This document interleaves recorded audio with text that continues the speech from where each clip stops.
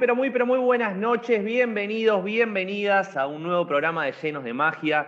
Como lo anunciamos, programa especial, entrevista especial con nuestro referente, con el referente, el secretario general de la Asociación Bancaria, referente de la Corriente Federal de Trabajadores y referente también de la CGT, ¿por qué no? Estamos en comunicación acá en entrevista en exclusiva con Sergio Omar Palazzo. Sergio, ¿cómo estás? Bienvenido, gracias por estar en Lleno de Magia.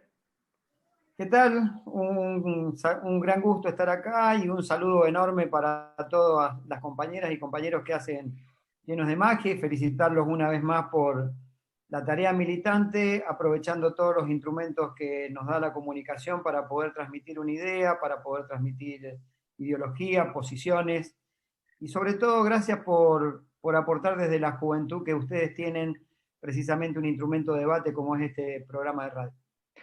Gracias, Sergio, gracias. En principio me interesaría preguntarte un poco por la situación actual, muy movida en la Argentina. Vos viste los últimos movimientos en función por ahí de la discusión en la educación, ¿no? Con Horacio Rodríguez Larreta y el conjunto de la oposición judicializando la política. ¿Cómo estás viendo la política de la oposición, ¿no? Que va trasladándose en antivacuna, en anticuarentena. ¿Cómo estás viendo este rol un poco desestabilizante de la oposición? Bueno, vamos de menor a mayor, bueno, no, es caprichoso el orden, ¿no? Para mí lo primero es solidarizarme con los compañeros docentes y particularmente con el compañero Baradel, después de los comentarios que hiciera a través de sus redes sociales la presidenta del PRO, Patricia Bullrich, diciendo que Baradel y los docentes no querían una educación pública de calidad. Creo que si hay alguien que ha luchado por la educación pública y de calidad, son los compañeros docentes de la educación pública y su sindicato que encabeza el compañero y amigo Roby Baradel, y no puedo, antes que cualquier otra cosa, expresar mi solidaridad con los maestros y con él. Segundo, el planteo que hace el gobierno de la ciudad vinculado a la apertura de las escuelas para desarrollar los días de clase habiendo una imposición y un decreto del Poder Ejecutivo Nacional, me parece de un oportunismo político muy bajo, por un lado. Pero por otro lado, esconde una actitud de sacate una palabra muy fea para decirla, pero esconde una situación en donde hay un desconocimiento de la Constitución, donde hay un desconocimiento de cómo funcionan los estados, hay un desconocimiento total, y es como que otra vez los niños caprichosos ricos dicen yo quiero hacer esto y a mí no me importa si la sociedad votó otra cosa y a mí no me importa si en el orden de prelación de las leyes la Constitución está primero y el presidente tiene facultades para dictar este decreto. Es más, llegan a la sinrazón inclusive de que tampoco les importa la salud de la gente. A mí me da mucha bronca cuando pasan estas cosas, precisamente porque nuestro gremio ha sido declarado como parte esencial de las actividades económicas que tienen que desarrollarse en la pandemia, y nosotros hemos tenido casi 12.000 trabajadores infectados y llevamos 51 muertos. Y cuando yo veo que una horda de salvajes, sin que les importe absolutamente nada, salen a la calle pidiendo porque no pueden ir a tomar una cerveza a las 8 de la noche, te juro que me da muchísima bronca, porque eso lo alientan precisamente los sectores como Rodríguez Larreta, como Patricia Bullrich, que son exactamente lo mismo. No es que uno es más moderado y que otro es el socialdemócrata de la derecha. Son todos exactamente lo mismo. Y cuando los veo actuar así, no puedo tener otra cosa que nos indignación, bronca y particularmente pedirle al presidente de la Nación que arbitre todos los medios, que la justicia prevea, porque estos ya son casi actos de sedición en los que incurren haciendo las cosas que hacen. Sergio, nombraste al presidente, lleva un año y medio de gobierno de este Frente de Todos. ¿Lo podés evaluar en función de, digamos, es difícil evaluarlo en función de una pandemia que nos atravesó por completo, ¿no? Pero últimamente salieron índices muy complicados de pobreza, de indigencia. ¿Cómo evaluás el potencial y los límites del Frente de Todos y el proyecto, ¿no? Nacional Popular que estamos atravesando? Mira, hacer un balance de este primer año de gobierno puede resultar soberanamente injusto. Cuando uno hace un balance de una gestión de gobierno, lo hace sobre el parámetro de que las cosas funcionaron. Vos como Estado, con tus políticas, definís hacia dónde va la política, hacia dónde van los recursos, hacia dónde va la situación social, económica y de trabajo. Pero si estamos ante una situación donde no hubo normalidad, no podemos hacer un balance típico y tradicional de gestión. Es absolutamente injusto. Entonces, lo que uno puede hacer es un balance de la gestión de la pandemia, que es otra cuestión, un balance de la gestión de gobierno durante la pandemia. Y en ese balance yo lo califico muy bien al gobierno. Lo califico muy bien en este sentido. La Argentina venía de un problema económico. A mí no me gusta usar el término la pandemia que dejó el macrismo, porque me parece una falta de respeto con respecto a lo que se vive por la pandemia actual. Entonces yo voy a hablar de la profunda crisis económica que dejaron 4 años de macrismo, que dejaron sumida a la Argentina en una mayor pobreza, en una desolación muy fuerte en cuanto a los sectores más vulnerables de la sociedad y en un acrecentamiento de la riqueza por parte de los que ya tenían riqueza. A eso se le agrega la pandemia, y la pandemia significa que hubo que producir un confinamiento en la Argentina que tenía por objeto que no estallara el sistema de salud, un sistema que había quedado paupérrimo, ni siquiera era ministerio, era una secretaría de salud, a ese nivel llegaron, con hospitales sin terminar por una cuestión política, porque como lo había hecho Cristina, no había que terminar el hospital, o porque el hospital se iba a llamar Néstor Kirchner, no había que terminarlo para que no hubiera Néstor Kirchner en un hospital. A ese nivel se llegó en la Argentina. Entonces este gobierno tuvo que asumir el costo de una pandemia en el marco de un sistema de salud absolutamente devastado. ¿Y qué fue lo que hizo primero? Priorizó la vida, priorizó la salud y dedicó los recursos mayoritarios del Estado que fueron exiguos. Esto es como que vos tenías un globo, imagínate, y ese globo se te achicó, producto que vos tuviste que producir un confinamiento a partir de la pandemia. Y de ese globo ni siquiera vos pudiste gastar como se venía gastando, como hubieras querido orientar el gasto. Tuviste que tomar una porción mayor para dedicarlo y afectarlo a salud. Y ahí el gobierno tomó una decisión política. Y yo celebro que haya sido así, porque mientras veía en Manaos entrando corriendo con tubos de oxígeno a fuerzas civiles para ayudar porque la gente se moría porque no tenía oxígeno. Debe ser dramático para un ser humano no poder respirar y no tener un tubo de oxígeno que lo ayude a respirar para no morirse.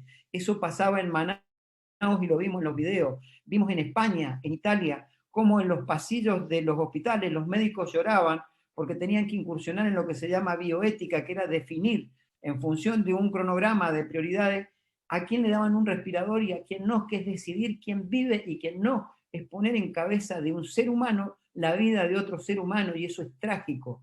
Y en la Argentina no pasó, porque el gobierno se dedicó a pagar el costo político de un parate de la economía por el confinamiento, pero por otro lado lo que hizo fue reforzar el sistema de salud con más camas, con más respiradores y con tratar de ir aplanando esa famosa curva para que no estallara como en otros países.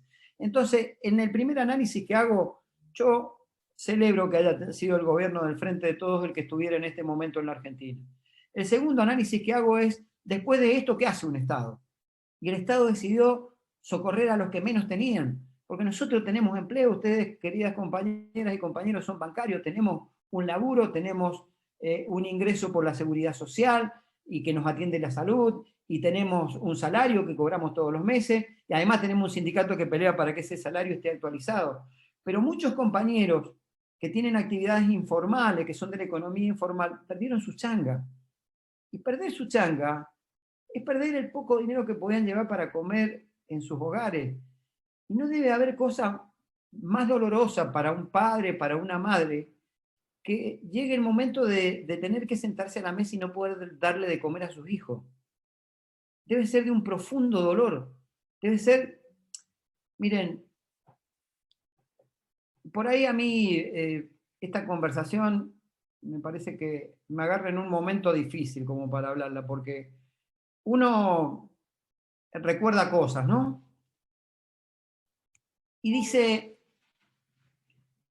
el hambre en un hogar hay que padecerlo para saber de qué se trata, ¿no? Y muchos de los que opinan en la Argentina de hoy, estos que salen y quieren ir a tomar cerveza y otro día salen con el tema de los globitos blancos para la escuela y demás, quizá nunca pasaron hambre en su hogar. quizá nunca llegó la noche y no tenían que comer. Y el gobierno priorizó eso. El gobierno priorizó a través del IFE, priorizó a través del ATP, a través de la asignación universal. Preservó aunque sea mínimamente el plato de comida en una familia, en un hogar. Yo sé que no alcanza, yo sé que 10.000 o 15.000 pesos no es un monto que una familia le sirva para llevar la comida todos los días a su casa. Pero qué difícil hubiera sido sin un Estado presente que estas cosas pudieran pasar, porque además se lo acompañó con la tarjeta alimentaria en muchos hogares argentinos. Y seguramente habrán habido hogares que no les alcanzó, pero la mayoría de los hogares pudo tener un plato de comida gracias a la presencia del Estado. Entonces, lo primero es valorizar la política de salud, lo segundo, valorizar la política social. Lo tercero que hizo fue poner en valor los convenios colectivos de trabajo cuando decidió otorgar los ATP. Claro que hubo problemas y que uno los criticó, como fue que a Clarín o a Techín le dieran ATP. Pero era una política general para todos, porque si te ponías a seleccionar qué empresa sí, qué empresa no, seguramente muchos se caían del mapa. ¿Y saben qué es lo importante? Que con esa política el trabajador argentino logró tener una secuencia en su empleo. Imaginen ustedes el impacto que ha tenido el avance tecnológico en la pandemia.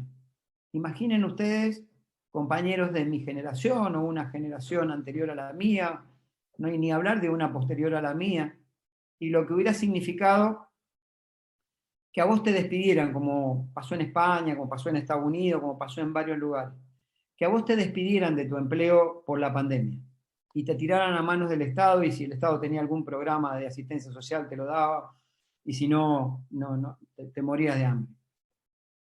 En nuestro caso, lo que hizo el Estado fue preservarte en la empresa, ayudando a pagar los salarios. Y preservarte en la empresa significa preservar tu convenio colectivo, preservar tu antigüedad y preservar la especialidad a lo que vos te has dedicado toda la vida.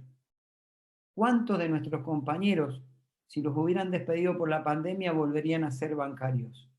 Muy pocos, muy pocos. Seguramente hubieran recurrido a mano de obra mucho más barata y mucho más con conocimientos técnicos de los avances tecnológicos. Quizá hasta los que estamos sentados aquí, salvo alguno que otro más chico, no hubiéramos conseguido nunca más un trabajo como bancario. Y el Estado garantizó eso acompañando a las empresas a pagar los salarios. Por eso yo tengo que hacer una valoración correcta del primer año de gobierno, porque lo evalúo sobre la base de la gestión de la pandemia. Si yo tengo que evaluarlo sobre otros ítems, y seguramente sería injusto, porque no ha sido un año de normalidad el que hemos transcurrido. Sergio, acá Fer Capovila, tengo dos preguntitas para vos. Teniendo en cuenta la crisis sanitaria que estamos viviendo con la llegada de esta segunda ola, ¿cuál viene siendo el impacto de la pandemia en nuestro gremio? Recién comentabas los números de contagiados, pero no solamente para no dejar en números únicamente de contagiados y contagiadas. Mira, yo di números que son duros, son 12.000 trabajadores. Si vos pensás que el 50%, quizá un poquito más, en los últimos meses de los bancarios está haciendo actividad presencial y el resto la está haciendo desde su casa, el número que acabo de dar es impactante, son 12.000 trabajadores y 51 muertos. Nosotros nos dimos un gran debate como organización al principio de la pandemia que tuvo que ver con generar un protocolo sanitario que le permitiera a los bancarios tener medidas sanitarias un poco mayores que las que establecía inclusive la Superintendencia de Riesgo de Trabajo. Eso ha ayudado bastante. Cuando nosotros miramos los números, muchos de esos números tienen que ver con trabajadores que no estaban concurriendo a ser presenciales. Tiene que ver con contagios de tipo social, familiar o contagios en su hogar. Con lo cual digo, el sindicato estuvo a la altura de la circunstancia de permitirle que el que estaba obligado a ir a ser presencial tuviera las medidas de seguridad suficientes, las medidas sanitarias suficientes. Pero no obstante ello, está claro que el número sigue siendo duro, como son duros los números en la sociedad argentina, que no escapan a los números de lo que pasa en el mundo. Cuando uno mira las estadísticas, son números similares, hay momentos en que estamos más arriba y momentos más abajo, pero en el medio ese ir y venir tiene que ver precisamente con que es una pandemia que tiene marchas y contramarchas. Hace un año que empezó esta pandemia, 20 de marzo del año pasado. ¿Ustedes se acuerdan lo que era al principio? Que no había que usar barbijo, decía la Organización Mundial de la Salud. Después era que había que usar barbijo, pero que tenían que ser de tal o cual forma. Después que se transmitía de una forma, después que se transmitía de otra. Bueno, es una pandemia en donde todos hemos tenido que ir aprendiendo, inclusive los propios científicos, para poder llegar a la vacuna, que no tendrá todos los certificados como habitualmente se hace para que una vacuna sea autorizada, pero es lo que tenemos en la actualidad. Creo que es una pandemia que nos ha atravesado a todos los países del mundo. Yo lamento que se haga una politiquería tan barata con la pandemia como está haciendo la oposición. Antes era que no había que vacunarse. Había que salir a la calle porque lo mejor era estar al aire libre y no nos íbamos a contagiar si teníamos buena salud, comíamos bien y hacíamos ejercicio. Después era que las vacunas que se traía eran veneno y hasta denunciaron al presidente por envenenamiento. Y después fue, faltan vacunas. Y ahora está mal el plan de vacunación, es un ir corriendo el arco permanentemente. También acuérdense de algo, la vacuna rusa no sirve para los mayores de 60 años. Lo que estaban diciendo en ese momento era que todavía faltaba la última fase de aprobación para los de 60 años, que pasó 2 semanas después. Pero hay un incesante atacar permanentemente para que la sociedad esté en un estado de alteración y mal humor, porque en el fondo me da la sensación que a los grandes medios hegemónicos de comunicación y al establishment, y particularmente a la oposición encabezada por el PRO y Cambiemos, y todos los partidos que están en Cambiemos, lo único que le importa es un proceso electoral. Si en el medio se mueren 20.000 argentinos más, 50.000 argentinos más, no es tema de debate para ellos. Ellos lo que quieren es que al gobierno le vaya lo más mal posible, poniendo palo en la rueda todos los días. Sí, totalmente, comparto las palabras. Te consulto también, porque sabemos que la llegada de la pandemia aceleró, ¿no?, las transformaciones en el mundo laboral. En este sentido, muchos trabajadoras y trabajadores bancarios estamos haciendo teletrabajo, y quería consultarte cuáles pensás que son los principales avances que se lograron a partir de la nueva ley, y cuáles son las regulaciones que faltarían a tu entender, ¿no? Bueno, mirá, contestando la respuesta que vos la pregunta que vos me planteabas respecto al teletrabajo que se aceleró con la pandemia, yo creo que en Argentina hemos crecido con la posibilidad de la sanción de la ley de teletrabajo, que tuvo una fuerte intervención de los diputados sindicales en el Congreso. Si una ley es cuestionada por los sectores empresarios, siendo una ley que beneficia a los trabajadores, creo que hemos ido por el buen camino. Hubiera sido complicado que los empresarios estuvieran de acuerdo con esa ley, ¿no? Lo segundo es, esa ley ahora tiene un periodo digamos, de paréntesis mientras dura la pandemia, en donde y también establece que debe ser negociada en los convenios colectivos. Yo creo que hay 4 o 5 ejes centrales de la ley de teletrabajo sobre lo que hay que profundizar. El primero y principal, el principio de voluntariedad. El principio de voluntariedad tiene que ser sine qua non para que un trabajador decida irse a trabajar o no a su casa. El segundo principio es el de la reversibilidad. Todo trabajador tiene el derecho a revertir la decisión de querer trabajar en su casa. Después habrá que analizar en qué tiempo se produce esa vuelta a un lugar presencial, pero tiene que tener el derecho y el tiempo tiene que ser razonable para que pueda revertir su decisión. El tercer principio que establecía la ley y que tiene que ser discutido en los convenios es de aquellas trabajadoras y trabajadores que tienen familiares o personas a cargo, con cuidado a cargo, y que tienen que adaptar su horario a esa situación. Me parece perfecto que esto se dé, porque si no, el discurso de que queremos acompañar el principio de igualdad entre el hombre y la mujer se ve absolutamente distorsionado si no le damos los instrumentos necesarios a la hora de producir una nueva modalidad de trabajo como el teletrabajo. Lo cuarto que me parece que tiene importancia en el tema de la ley de teletrabajo tiene que ver con los gastos de infraestructura. Y no hablo de los gastos de pago de la conectividad. Te estoy hablando de gasto de infraestructura. Nuestros hogares no están preparados para hacer una oficina. Y no porque tengas una computadora donde estudia tu hija y después, o tu hijo, y vos la tenés que usar para trabajar. No, eso va de suyo que tiene que aportártelo la empresa.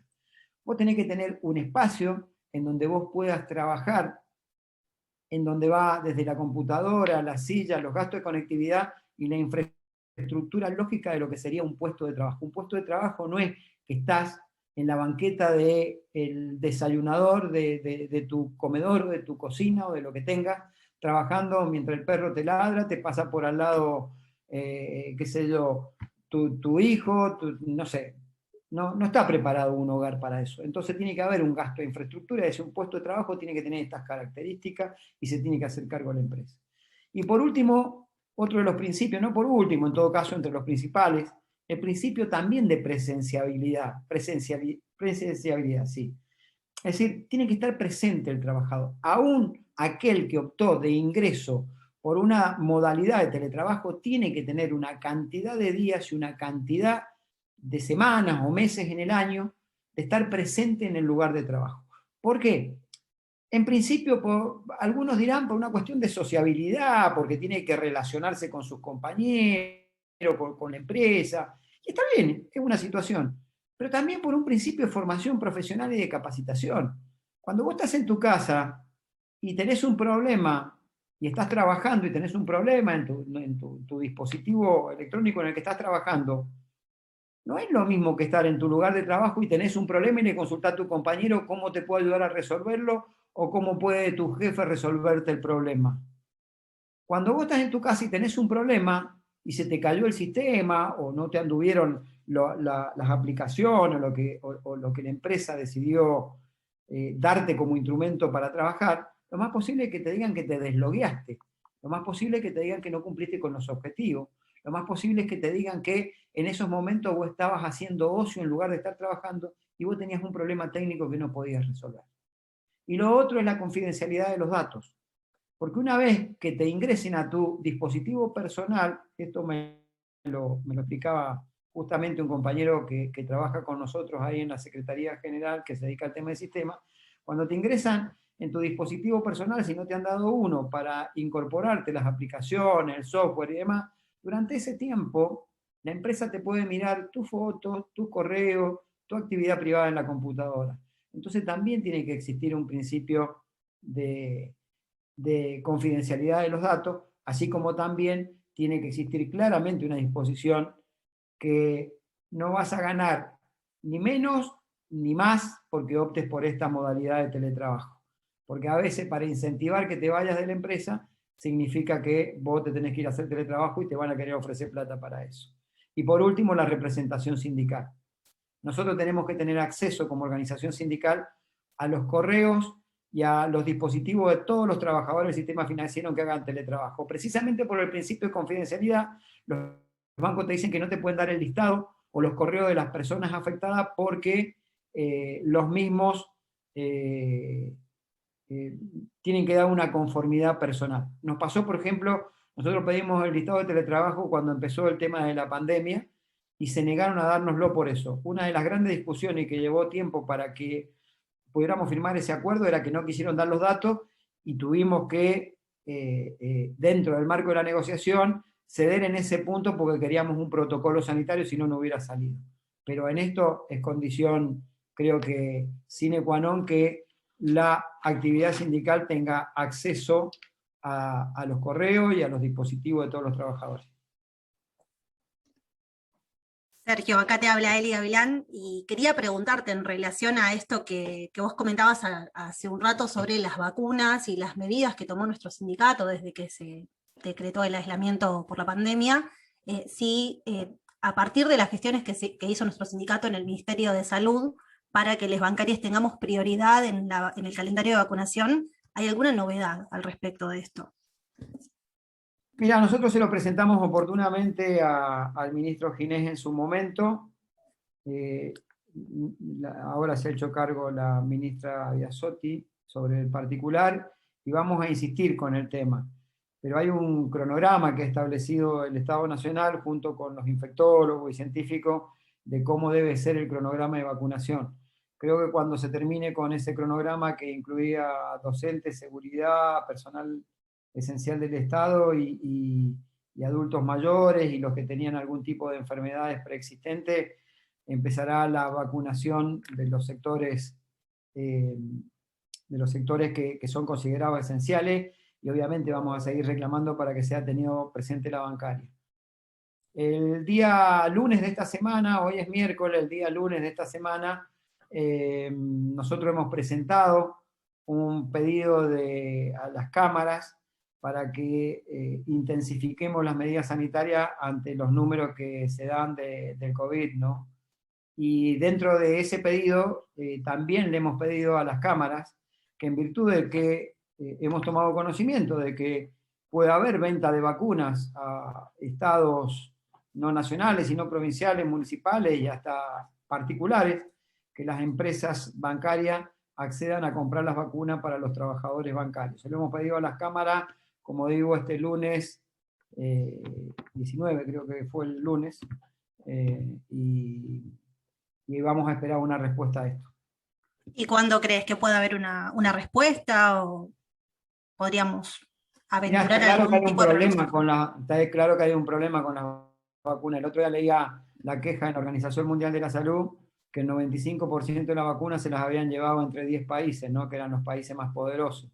Está claro que están no entrando con cuentagota, porque nos entran más que otros países, pero es un tema delicado, porque aparte, ¿por qué a un bancario sí y a un empleado de comercio no? ¿Por qué a un camionero sí y a un trabajador de la industria del cuero, qué sé yo, si estuvieran trabajando no? Es como que nos vamos a empezar, así como a veces la pobreza hace que nos peleemos pobre contra pobre, acá es como que nos peleamos a ver quién se pone la vacuna entre los sectores esenciales. Creo que tenemos que ser prudentes. Nosotros el pedido lo hemos hecho, pero me parece que hay que ser prudentes, hay que buscar que la totalidad de los trabajadores considerados esenciales con presenciabilidad sean los que tengan acceso a la vacuna, entre ellos incluidos los bancarios. Y si existe la posibilidad que un sector como el sector patronal nuestro tiene recursos y pueda hacer la compra de las vacunas, bienvenido sea. Bárbaro. Sergio, te quiero sacar un poco de toda esta coyuntura nuestra para preguntarte por el Consejo Económico y Social. Sabemos que vos estás participando de esta instancia y queríamos, bueno, que le cuentes en lo posible, o quizás lo más resumidamente que puedas, a nuestros oyentes, de qué va esta participación tuya, cómo viene siendo ella en este marco, ¿no? Bueno, está claro que estoy muy contento de poder representar a los bancarios y en parte a los trabajadores también dentro de las 30 personas designadas para integrar el Consejo Económico y Social.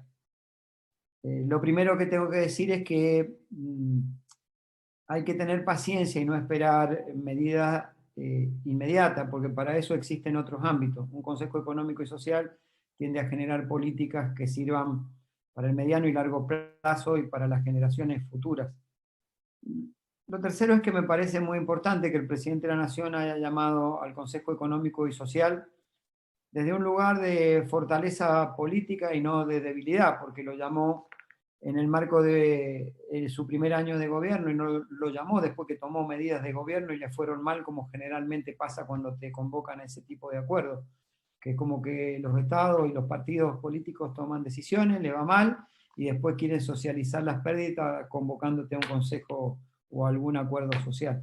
En este caso fue en el primer año de gobierno y eso demuestra generosidad política. En el Consejo se ha avanzado en algunos proyectos que tienen que ver, uno con la industria audiovisual y una serie de beneficios impositivos y de otro tipo, de reglamentaciones existentes para que pueda, pueda refuncionalizarse esa industria audiovisual en la Argentina. En la última reunión también la comisión vinculada a la obra pública hizo algunos aportes y se está trabajando en un proyecto. Y el día 1 de mayo va a haber distintos paneles. Yo voy a presidir uno de ellos como moderador, que va a ser un panel sobre los empleos de la economía del conocimiento. Ese va a ser el título.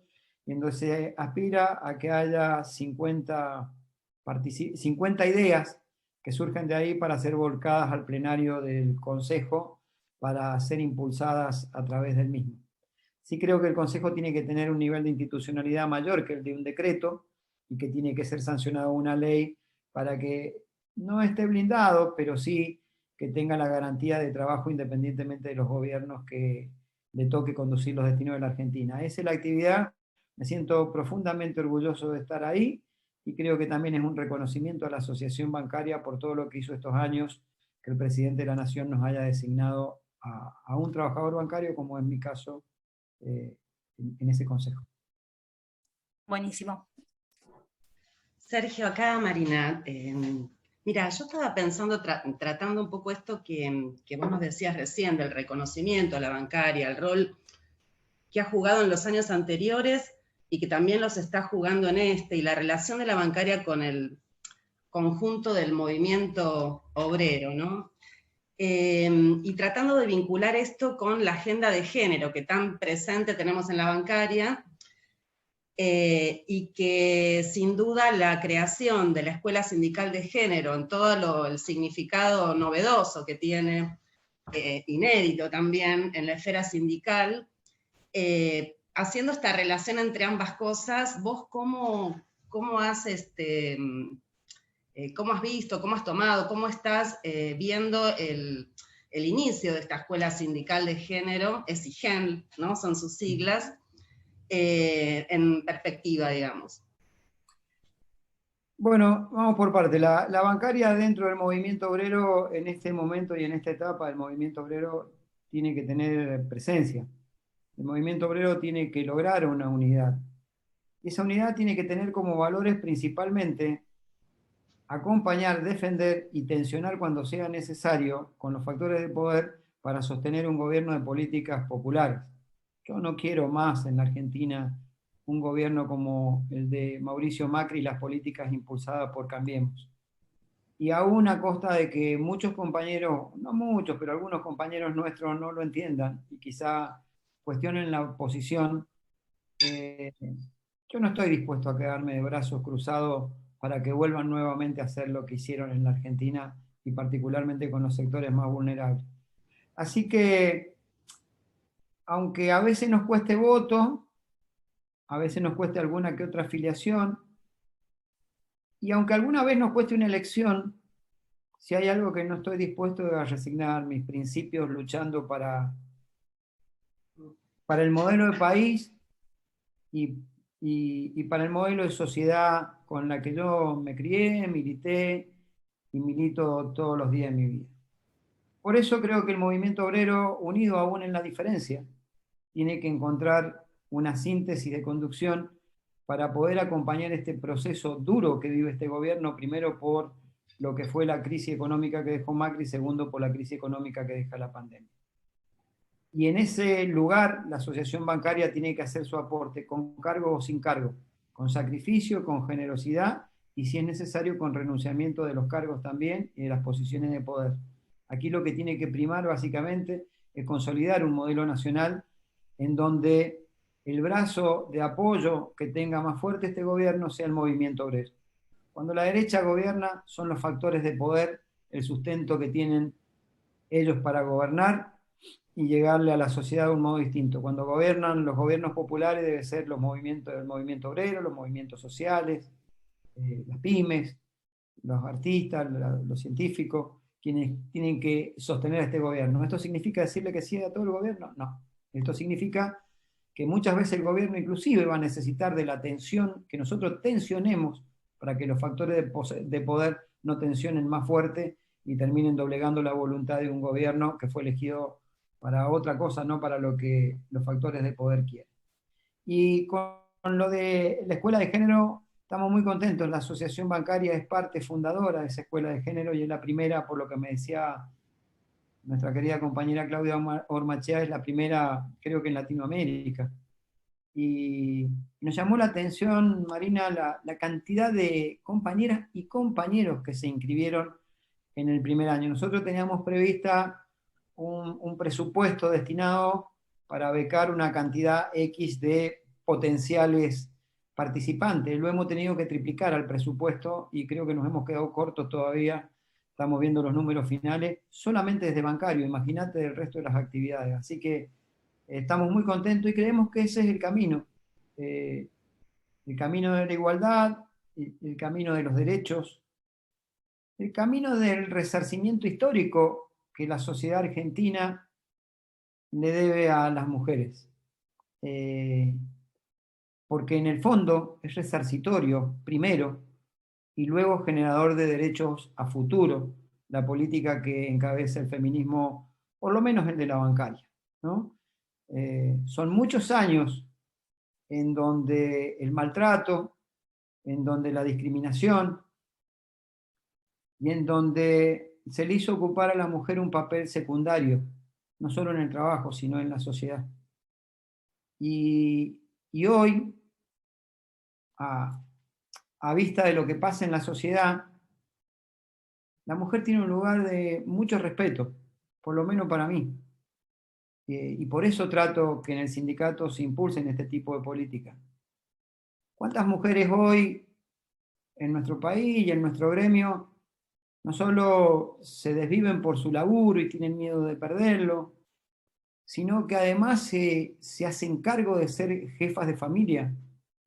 Por diversos motivos, porque te separaste, porque sos soltera y tenés hijos y te hiciste cargo, pero vaya tarea que genera respeto de las mujeres, que ponen, no el hombro, ponen el hombro, el alma, el corazón, la vida, la cabeza, la inteligencia, y quizá llegan 10 veces más cansadas que un hombre a dormir a la noche por todo lo que hacen.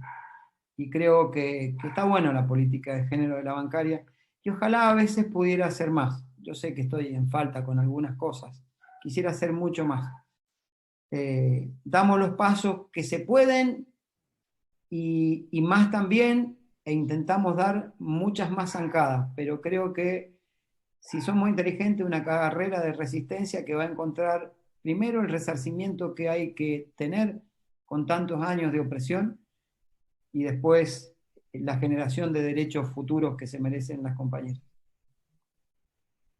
Sin duda que eso va a ser así, vamos a seguir avanzando de la mano de este sindicato y también en convergencia con otros gremios, ¿no? Que se han sumado un montón. Yo la estoy haciendo en la escuela de la ESIGEN y se han sumado un montón de compañeras y compañeros de otros gremios, lo cual también me sorprendió muy gratamente. Gracias. No, por favor. Sergio, querido, ¿cómo andás? Fer Verón del Banco Provincia. Para ir de a poquito redondeando la entrevista, primero, si me permiten los compañeros y las compañeras, quisiera hacer un pequeño paréntesis y como trabajador del Banco Provincia agradecerte por las gestiones que venís haciendo en relación para arreglar un poco el desastre de la gestión anterior, encabezada por Curuchet, Vidal y Alonso. Y obviamente agradecerte puntualmente por tus gestiones, por la devolución de los días de paro en ese banco, ¿no? Es lo que corresponde, y el agradecido soy yo con cada uno de los compañeros del provincia y particularmente los militantes, entre ellos, obviamente, que lo cuento a Brian, a Fernando, a un montón de compañeras, a la Colo, los compañeros del interior, a Emir, a todos los compañeros, qué sé yo, hay cientos, miles de compañeros. Porque en un momento que había que pelear y se produjeron los descuentos los días de paro, muchos compañeros de provincia siguieron peleando a pesar de los descuentos.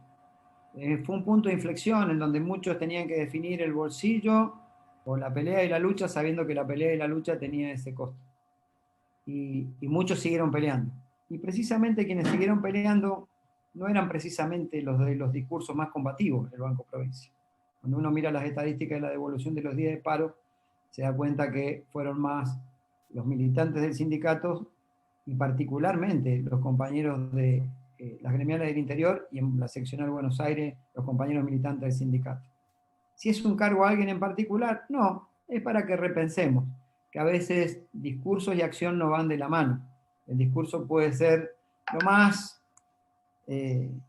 lo más completo posible, pero cuando es un discurso nada más que para salvar la ropa de los dirigentes y no para encontrarle solución a los problemas de los compañeros, pasa a ser un discurso vacío. No fue el caso de los compañeros, de muchos compañeros militantes del Banco Provincia, y el agradecido soy yo. Muchas gracias, Sergio. Yo por lo menos, la última, al menos de mi parte, tiene que ver con lo siguiente. Como bien sabemos, este año tendrían que ser, al menos por calendario, las elecciones nacionales de nuestro sindicato. Obviamente que sabemos que la realización o no de esas elecciones está supeditado a la situación general de la crisis sanitaria que genera la pandemia, y en segundo lugar, en relación a la autorización del Ministerio de Trabajo. Pero yo, proponiéndote un ejercicio de imaginación, si las elecciones fuesen efectivamente este año, te quiero preguntar, obviamente entendemos que vas a ir nuevamente como candidato a secretario general de los bancarios y las bancarias del país. Todavía no lo tengo decidido. Bueno, por favor, sí, porque si no estamos complicados, sobre todo en este contexto. Mira, yo le agregaría a la autorización del Ministerio y al contexto sanitario algo que a mí me parece sumamente importante. Yo soy un tipo profundamente democrático. Tengo mis orígenes y mi formación tienen que ver con la democracia, y mis inicios en la política tienen que ver con el año 82, 83, cuando empecé a militar en la Juventud Radical del alfonsinismo. Y a esos dos elementos que vos le agregaste, yo le agregaría uno. Yo no quiero elecciones con compañeros que no estén en los bancos para votar. No sé si va a haber una lista, dos, las que sean necesarias. Pero quiero a los compañeros votando. No quiero ser el secretario general deslegitimado por la pandemia, si total iba a ganar la elección porque era lista única, si es que la hubiera, o lista de unidad. Son dos cosas distintas. Por eso nos vamos a tomar el tiempo y vamos a esperar lo necesario para que los compañeros estén en condiciones presenciales de poder acompañar con su voto o no la gestión que a mí me tocó encabezar en la asociación bancaria. Sin duda que esto es como un partido de fútbol con alargue, ¿no? Y quizás estamos en el alargue. Y uno quiere ganar ese partido. Y ese partido es dejar un sindicato consolidado, con jóvenes, con mujeres, con una política moderna y transversal de participación. La bancaria ya no es un gueto de nadie, ya no es un sistema de caudillismos regionales, locales o por banco. Está atravesada la bancaria. Quizá tenga que ver la impronta que uno le puso. A lo mejor suena soberbio de mi parte, pero sí creo que al menos impulsé esa política y se entendió. Obviamente es una política entre todos los que quisieron llevarla a cabo. Porque hoy tenés atravesado, y en un mismo banco o en una misma seccional podés estar hablando con el colectivo de mujeres, podés estar hablando con los jóvenes, que es otro colectivo, podés estar hablando con la política, que pasó a ser otro colectivo en la bancaria, es decir, quienes están de un lado de la política y de un lado del país, y quienes están del otro. Con lo cual ya no es un gueto la bancaria donde vos vas y todos dicen sí, guana, saludan al rey o al emperador. Por ahí, eso es lo que cambió en la bancaria, y yo no abro juicio de valor sobre conducciones pasadas, porque cada uno conduce en su tiempo, con lo que le toca, con las condiciones de la sociedad, de los bancarios, y con las condiciones que se dan. Simplemente digo que si yo hubiera soñado a mis 21 años, 22, cuando entré a un banco, cuál era la bancaria que quería, es la que estamos terminando de construir entre todos y que a mí circunstancialmente me toca liderar. Así que vendrá un proceso electoral en donde pueden haber cambios, en donde pueden darse distintas situaciones internas, en donde, no sé, como siempre lo aviso con anterioridad, y ustedes van a tener la imagen para que quede registrado, yo nunca impugné a nadie y no pienso impugnar a nadie si alguien se quiere presentar a un proceso electoral. porque no soy el dueño de la voluntad de mis compañeros, sino que son los compañeros el dueño de la voluntad de quien tiene que conducir la asociación bancaria. Así que cuando llegue el momento del proceso electoral, se verá. Y como dije, pueden haber cambios, pueden haber estrategias, pueden cambiar situaciones. Si hay algo que no va a cambiar, son los principios con los que se consolidó esta bancaria de hoy, en donde la afiliación es importante, en donde la participación es importante, y en donde el debate y el atravesar o el volver transversal la conducción es lo que nos ha distinguido y nos ha permitido tener un nivel de jerarquía reconocido por el resto de la sociedad y otras organizaciones sindicales. Así que esperemos que llegue el momento, y cuando llegue el momento podrán cambiar muchas cosas. Lo que no voy a cambiar van a ser ni principios, ni forma de conducir, ni voy a resignar jamás mis ideales y lo que pienso de construcción de esta asociación bancaria, porque para eso los compañeros votan. Y si hicimos las cosas bien, nos votarán y seguiremos construyendo esa bancaria. Y si no, será el momento de agradecer por estos hermosos años que me ha tocado conducir la bancaria y volver a casa. No, yo creo que es importante, obviamente, que refrendemos en las urnas por el nivel de representatividad y de gestión que tenés, que realmente es impresionante. Pero yo, muy cortita la última, Sergio, si te parece. Después dejame al final para decir ¿Cómo? algo. Después dejame al final para decir algo. Sí, obvio. Pero en relación a esto que decías de tu gestión en el sindicato, etcétera, si me tendrías que nombrar, o nos tendrías que nombrar los dos objetivos principales que vos pensás que son fundamentales cumplir en el eventual nuevo mandato, ¿cuáles serían? El principal va a ser preservar el empleo. El impacto tecnológico tiene un fuerte impacto en el empleo, en la calidad del empleo que tiene empleo y en la calidad del empleo del que va a tener empleo bancario. Este es el gran desafío de la asociación bancaria, encontrarle la vuelta a un programa, a un proyecto y a un discurso que emocione a los compañeros para que lo sigan y luchar detrás de ese objetivo. Pero el objetivo claramente es el empleo y la calidad del empleo. Sergio, ya cerrando la nota, te saco un poquito del sindicalismo, te saco un poquito de no tanto de la política. ¿Vamos a empezar con las cosas personales? No, tampoco. Hay elecciones en Independiente a fin de año. ¿Te gustaría ser candidato a presidente de Independiente? El fútbol es una pasión y como todas las pasiones tiene su componente más fuerte, la irracionalidad.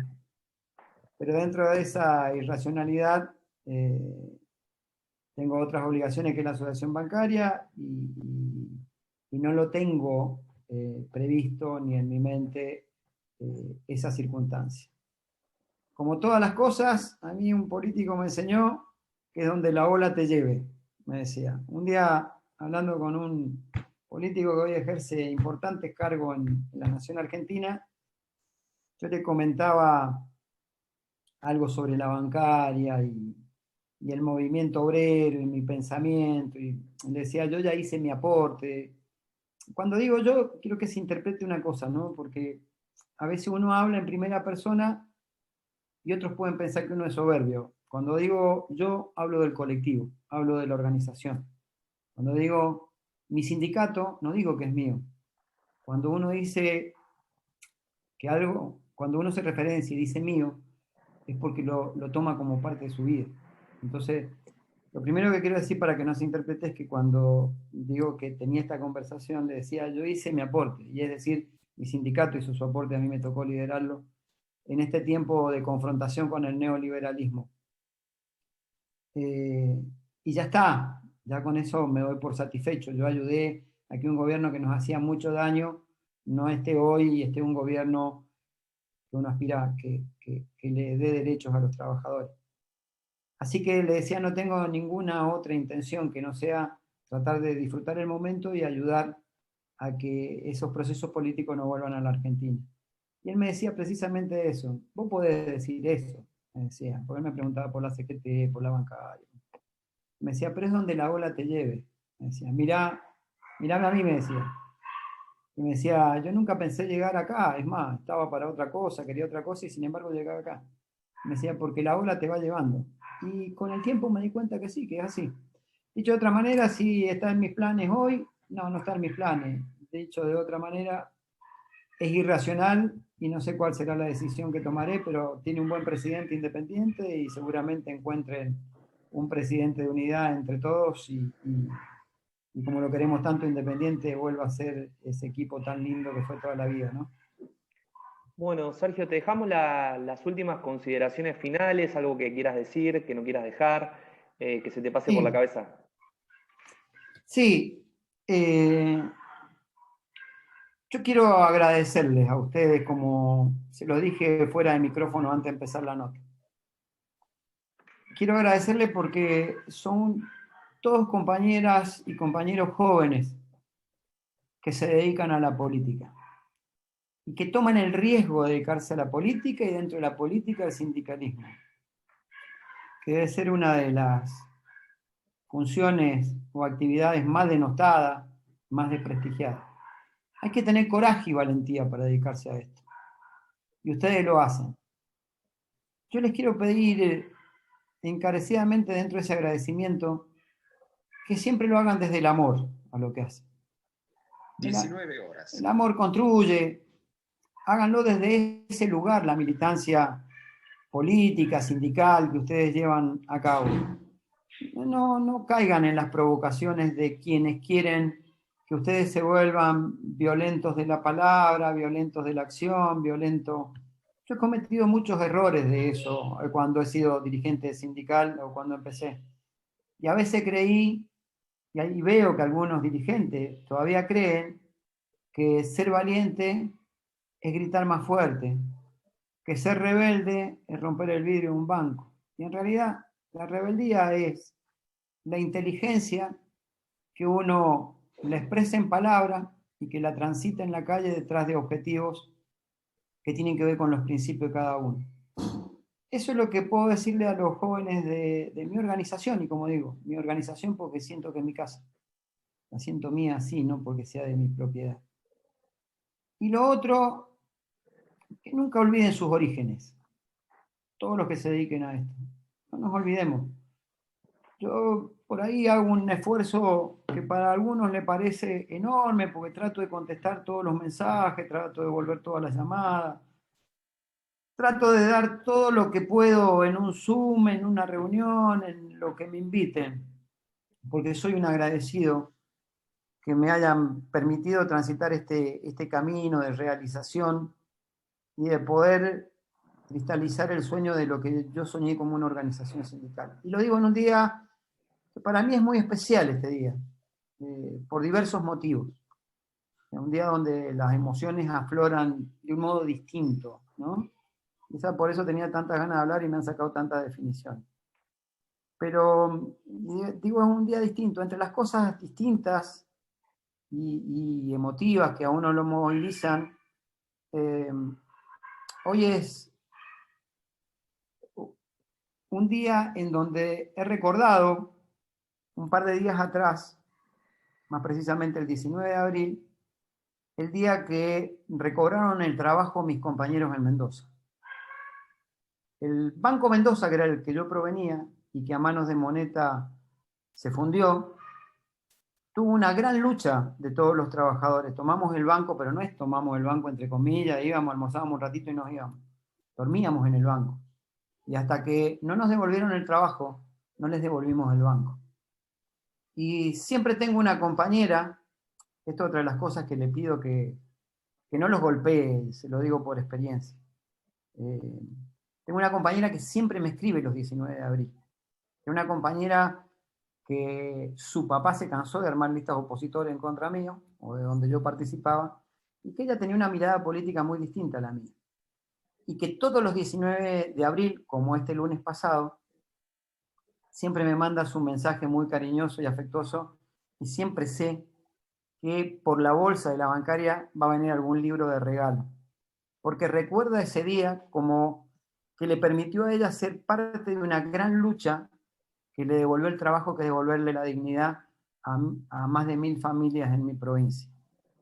ese fue quizá, siempre peleé, siempre estuve en la discusión, como delegado, como dirigente, como militante, pero quizá ese fue el punto de inflexión que fue un disparador de lo que a mí me tocó ser después en esta organización sindical. Y fue un momento muy duro, porque había que tener la responsabilidad de tener más de 1000 familias en las espaldas de uno en función de la decisión que tomara como dirigente.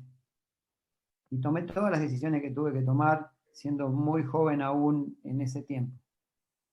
Y por ahí, lo que sí quería decirles es que de aquellos que preservaron el empleo, son muy pocos los que se acuerdan. Quizás si te ven, te saludan, te dan la mano, tienen un trato cordial, pero que se acuerden de ese día y de esa lucha son pocos. Por eso también les pido que no decaigan cuando tengan situaciones en donde encuentren desencuentro con los compañeros o en donde crean que debería haber un esfuerzo mayor de los compañeros hacia la representación sindical. Y por último, no olvidar sus orígenes. Yo hablé al principio de algo, cuando hablé de que uno no sabe, o mucha de esa gente no sabe lo que es no tener un plato de comida en su hogar, ¿no? En mi caso yo no puedo decir que pasé hambre en mi infancia y nada de eso, pero sí puedo decir con absoluta tranquilidad y con mucha dignidad que yo vi muchas veces a mis viejos no poder juntar la plata para que cenáramos a la noche en mi casa. Entonces, si yo me olvidara, como cada uno de nosotros nos olvidáramos de esos orígenes, seríamos unas máquinas, seríamos personas, no seríamos personas, seríamos máquinas. No nos olvidemos de esos tiempos. Yo soy, como siempre digo, orgulloso hijo de una empleada doméstica y de un chofer de colectivo. Y que se rompieron el lomo para que pudiera estudiar, para que pudiera realizarme, y eso es lo importante en la vida. No olvidar el origen de donde viene uno, no caer en el desencanto cuando las cosas no son como nosotros creemos que tienen que ser, en que sigan siendo compañeras y compañeros que construyen desde el amor. Cada uno de ustedes seguramente podría estar haciendo cualquier actividad que hace un joven hoy en la Argentina. Sin embargo, están haciendo un programa para que muchos bancarios entiendan la realidad del país, el pensamiento y también discutir y debatir de política. Yo les agradezco enormemente lo que hacen y lo voy a estar por siempre. Muchas gracias. Bueno, gracias Sergio. La verdad que es difícil reponerse de lo que acaba de decir porque fue muy conmovedor, fue emocionante, así que estamos muy contentos y contentas por este espacio, por tu desempeño como militante, como secretario general y sobre todo como humano. Estamos muy contentos por eso. Gracias. Gracias por el respeto en la entrevista, por cómo te brindaste. Gracias María también por el laburo. Y bueno, nosotros nos despedimos, nos volvemos a encontrar el próximo jueves en esto que hemos denominado Llenos de Magia por Radio Caput. Que tengan una linda semana. Chau, chau. Gracias, Sergio. Gracias a todos. Chao, gracias.